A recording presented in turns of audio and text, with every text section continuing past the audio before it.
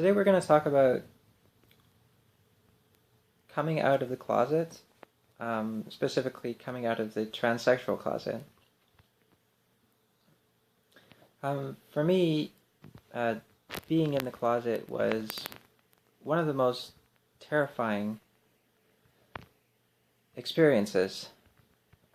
I knew that I was transsexual from a very, very young age, 3, 4, 5 years old kind of deal. And my first experiences in trying on my mom's clothes, for example, or trying on her lipstick when I was maybe 6 or 7, resulted in sort of extreme abuse, I guess.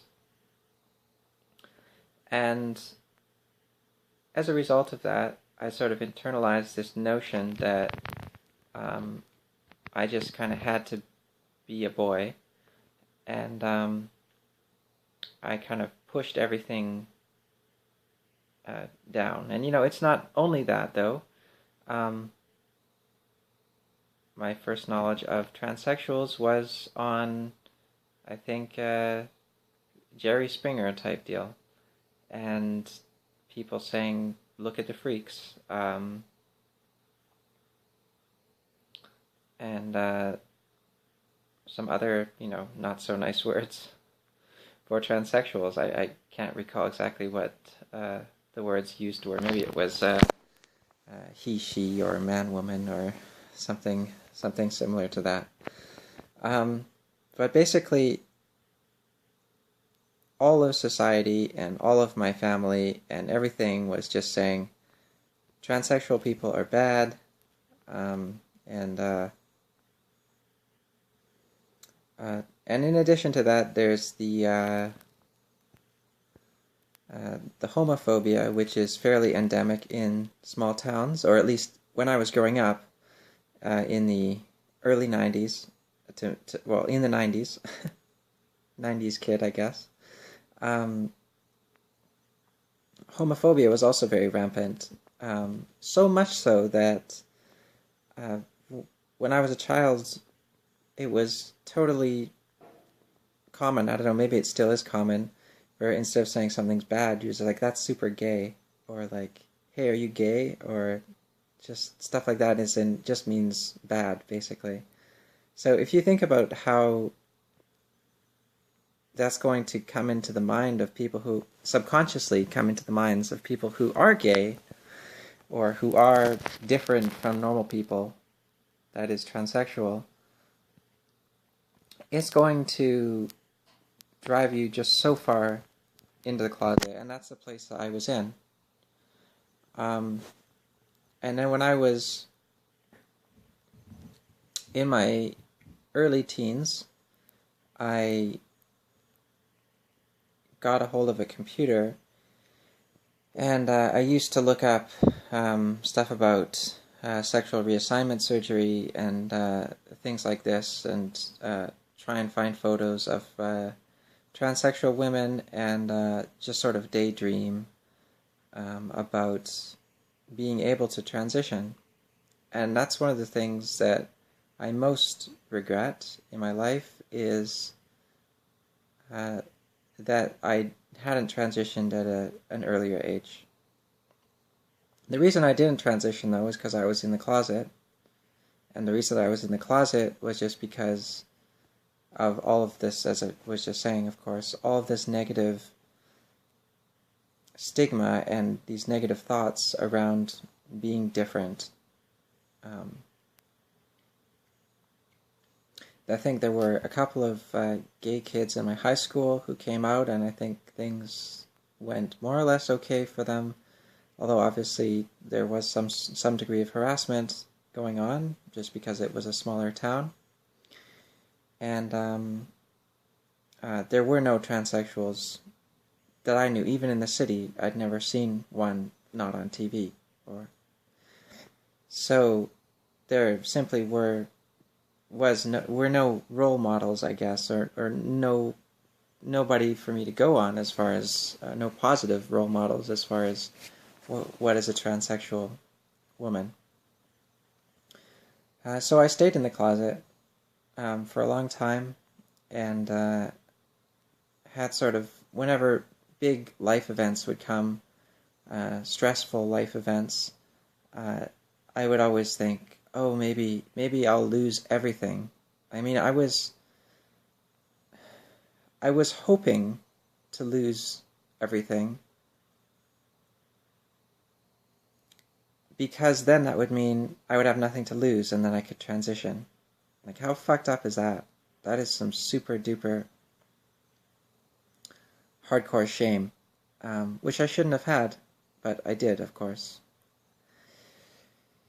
And so I stayed in the closet. I tried to get a lot of girlfriends and sleep with a lot of girls and this sort of thing. And I guess I did. But of course it didn't help. And finally why I did come out was because I had this friend's father who was whom I was fairly close with. You know, whenever I would go back to Canada, or while I was still in Canada before, I would, meet and speak with him, and he always had some sort of very sage advice, or very down-to-earth advice to give me on life situations. And he ended up getting lung cancer, and he passed away from it very, very quickly, within 2 to 3 months. Now, during this time, I debated about sending him a card or something like this, but I didn't know, and honestly still don't know, what you're supposed to say to somebody who's dying. I mean, my reasoning on that was,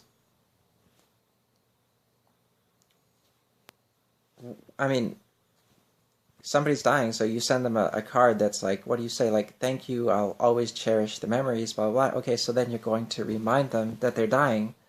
They probably don't want to be reminded of that. And it doesn't want to, maybe it's just awkward if it sounds like you're saying goodbye. If you're dying, do you want somebody to say that? I honestly don't know. Maybe I would want that, but it seems presumptuous for me to think that somebody else would want that. So I still don't know. I still don't know what you're supposed to say to somebody before they die.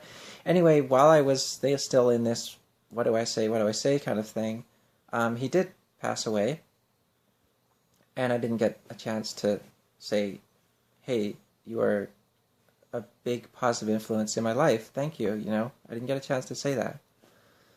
And that kind of bothered me quite a lot. And then, at the same time, I had a skin cancer diagnosis that was on my back. Possible skin cancer diagnosis on my back. The doctor said there would be a 50% chance that it was skin cancer. And I was terrified, absolutely terrified.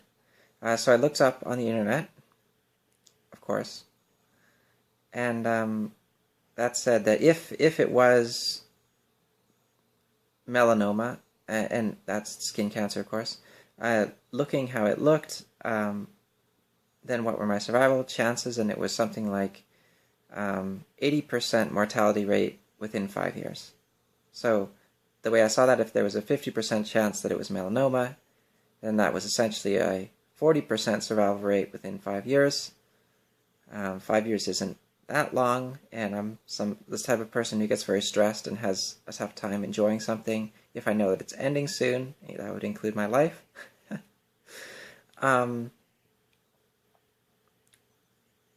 So I looked at that as that's like a 40% chance of being dead, which is worse than Russian roulette. Russian roulette's 1 in 6 or 1 in 8, which isn't 40%, So yeah, it was very, very, very scary. And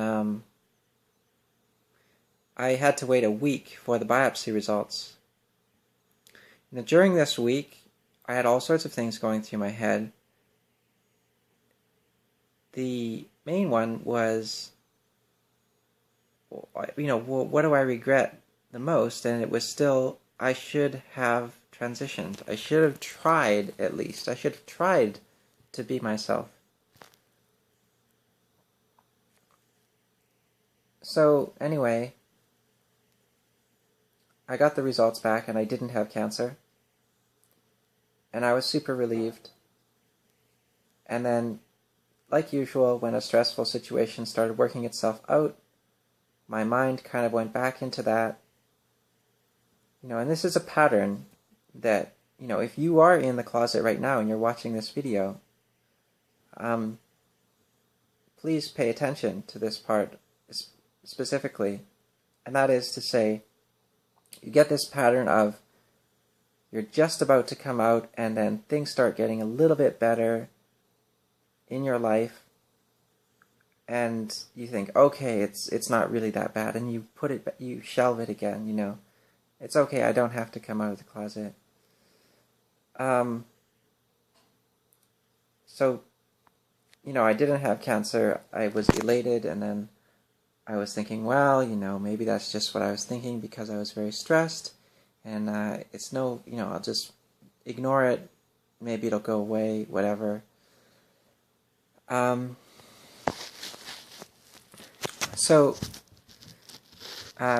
a few days after that, my friend's father passed away, and I took it fairly hard, and I actually had a dream, and I'm not a spiritual person or anything like that, but in my dream, my friend's father spoke to me.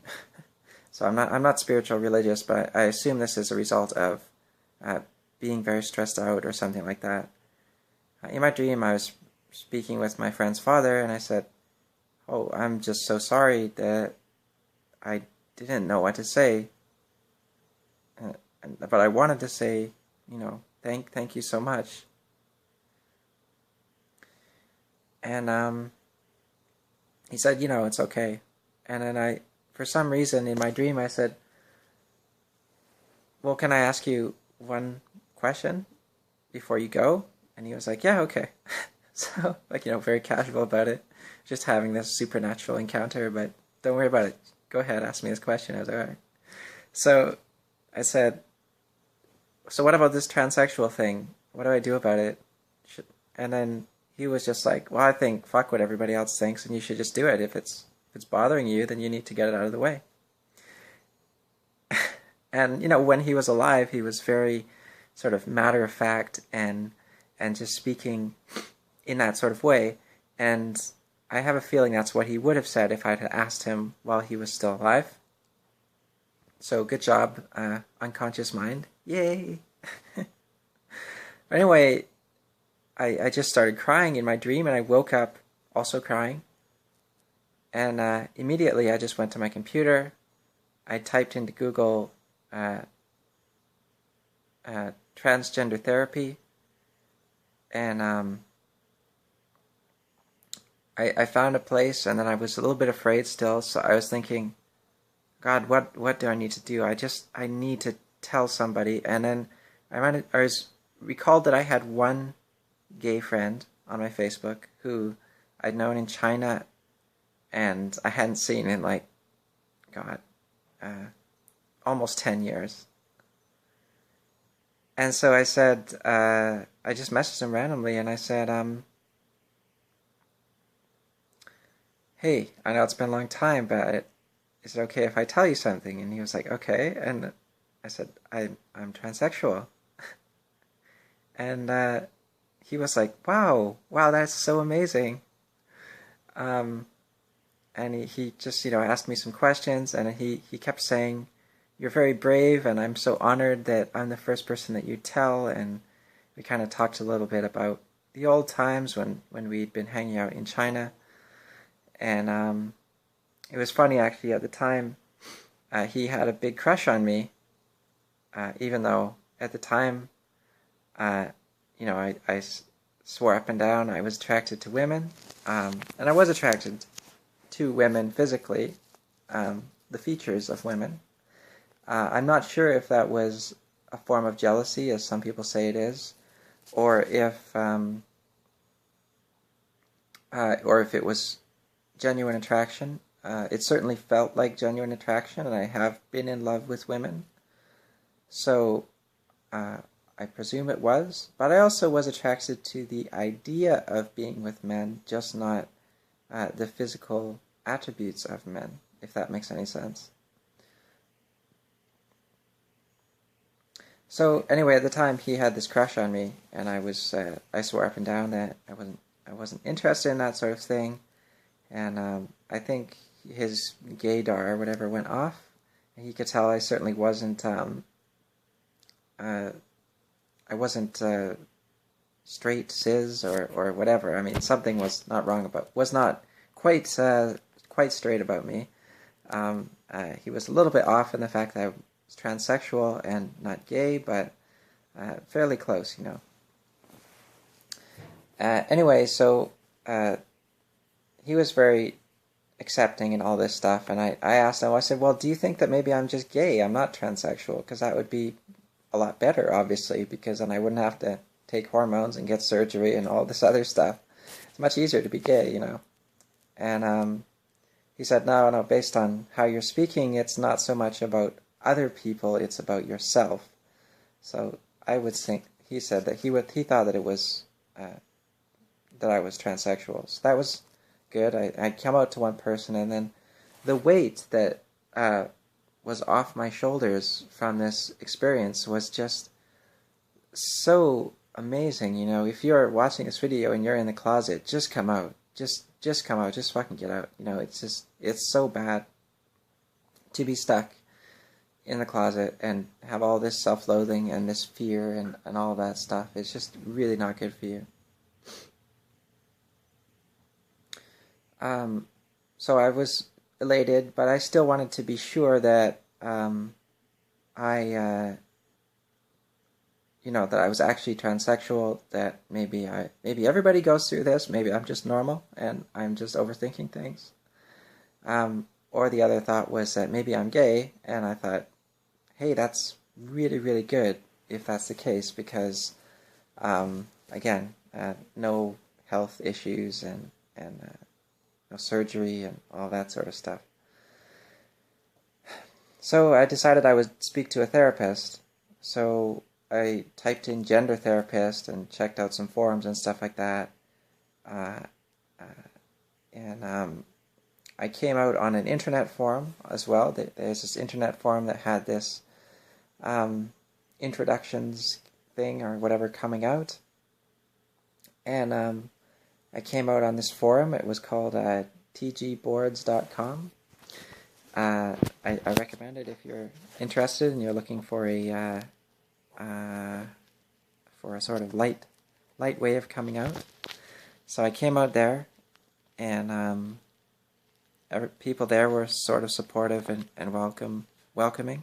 And I'll actually post a link to my coming out message in the video description, and you guys can check it out if you want, just so you can see what was going through my mind, what my mindset was at that time, get a better idea of it. And if you feel like you're there, if any of it resonates with you, then just, I really encourage you to just find a way to come out, even if the start of it is just online, anonymously. Find a way to do it.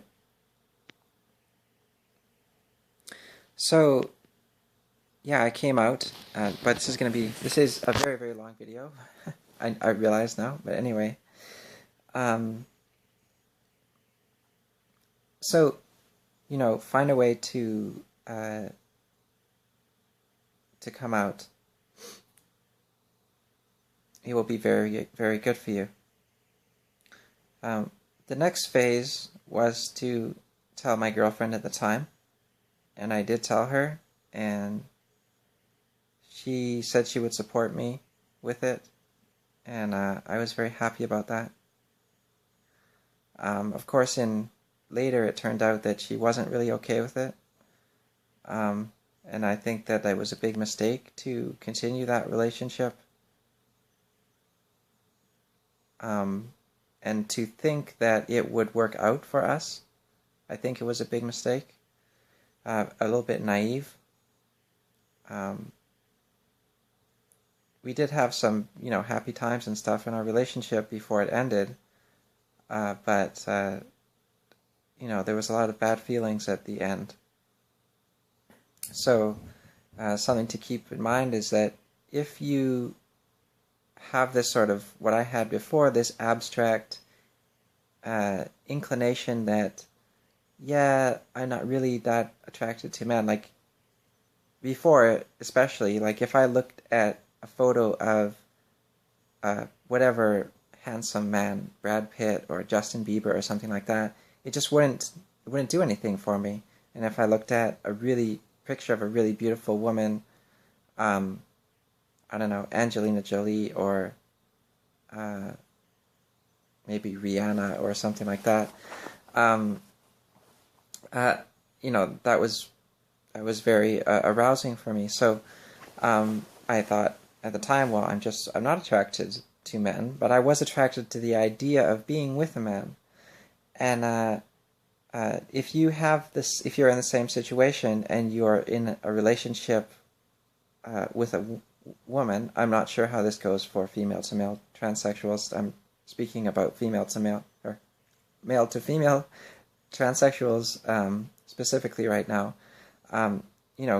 Keep in mind that if you think that your sexual orientation will change, or that you will be, more open to being with men or whatever, I think you should be very upfront about that with your partner. I said that it's a possibility. I wasn't sure because I was very confused. But in my opinion, rather than to, think that, well, maybe things will work out, so we should stay together, I think a better way of doing it would be, things probably won't work out, so we should probably separate. If we still love each other or have feelings for each other, 2 or 3 years from now, then we can get back together. I think that's a much more realistic and better way of going about it for everyone involved. But in any case, that's not what I ended up doing. So that's my advice regarding relationships. Then I had to come out to friends. And the way that I did that was basically I just found some alone time with friends out at dinner or invited them over to my house, and I just told them and answered their questions and all that stuff. I was very happy to see that all of my friends who I told in person were accepting. Almost all of my friends, everywhere, were accepting. The one exception would be I had this old friend from China who I kind of sort of knew, seen a few times, spent a summer with, who was like, you're so disgusting, and I was just like, whatever, defriend, or unfriend, whatever. But other than that, all of my friends and everyone were very supportive, so that was nice. I had a couple of friends later on who ended up not being so supportive, or were sort of supportive to me, but not supportive of me in front of my other friends. But my other friends were kind enough to let me know about that, and I just kind of distanced myself from those people, or it was just a couple of people like that. So, but anyway, I mean, that's fine. You can't expect to win everyone over to the side of reason and compassion, I suppose. Telling my friends went quite well, and the way I did it, the way I sort of if I was coming out to you before, what I would have said was, hi, I have something kind of important to tell you, and I hope that that you're not super upset or judgmental about it. If you have any questions, I'm happy to answer them. And then usually at this point be like, huh? What? and then I would be like, so I'm transsexual. And they would be like, what? And I'd be like, I feel, or I know that I'm female on the inside, and I'm going to transition. And then there would be a bunch of questions, and that's it. But that's literally all I would do. And when you do it, you kind of have to force it out of yourself the first few times. But it gets easier the more that you do it. And after you've done it maybe 3 or 4 times, it's pretty easy to do it. So unless there is some sort of,